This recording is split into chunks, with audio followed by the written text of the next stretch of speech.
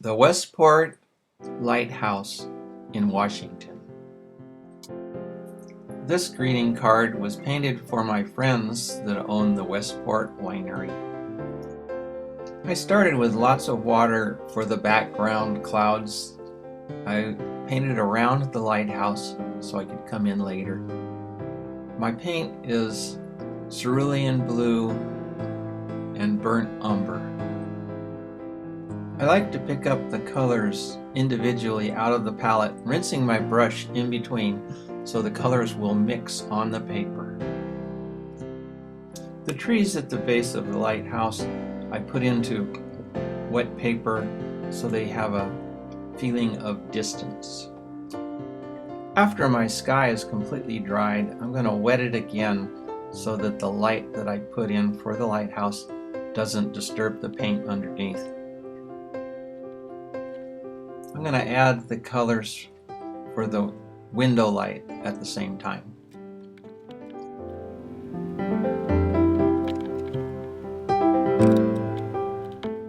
Make sure that everything is dry really good before you go back in with your darks. I'm using Payne's Gray as kind of an experiment. I don't like Payne's Gray by itself because it has a dead quality, but I'm going to add colors in later to try and liven it up.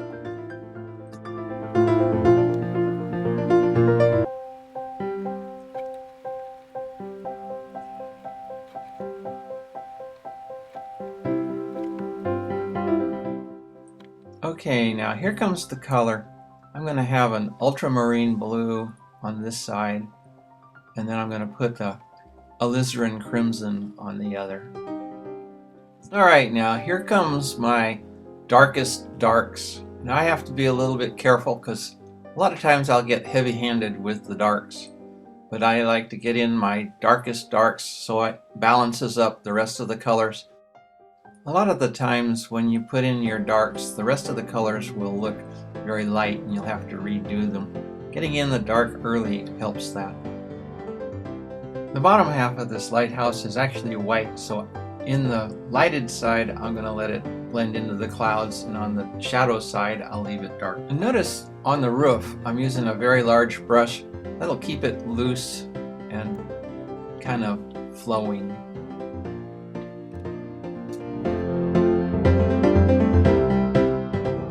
After the shadows in the house, I'm going to add some hard edges into the trees. It'll give them a little more depth. And now I'm going to use my X-Acto knife trick and scratch out highlights.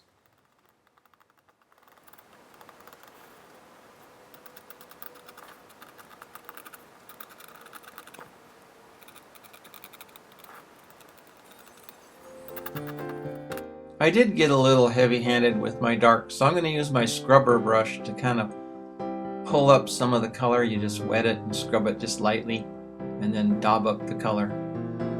It'll lighten up that light side of the tower.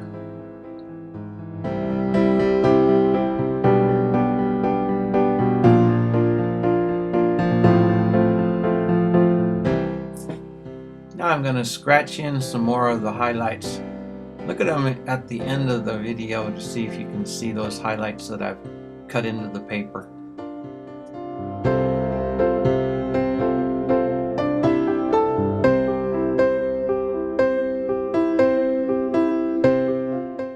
Then of course you have to go in and paint back in your details.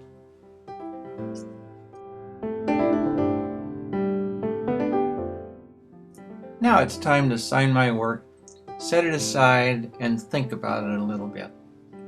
I usually go back in with something that's bothering me.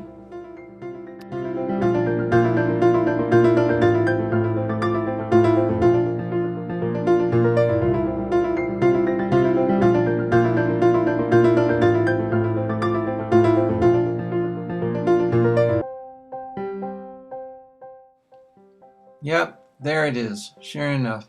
I don't like the clouds. I'm going to wet the clouds down and give a little more definition to the bottoms. Usually the cloud will be a little darker on the bottom than it is on the top, and I want to try and run the blue line behind the lighthouse, so it looks like the lighthouse is in the foreground. This painting took about 45 minutes to paint. It also took 45 minutes to lay it out and to practice how I was going to put the paint down. And the video took about 5 hours to edit and balance and narrate, but that's all part of the fun. I love making the videos. If you have any questions or things you'd like me to paint, leave me a comment. And thanks for watching.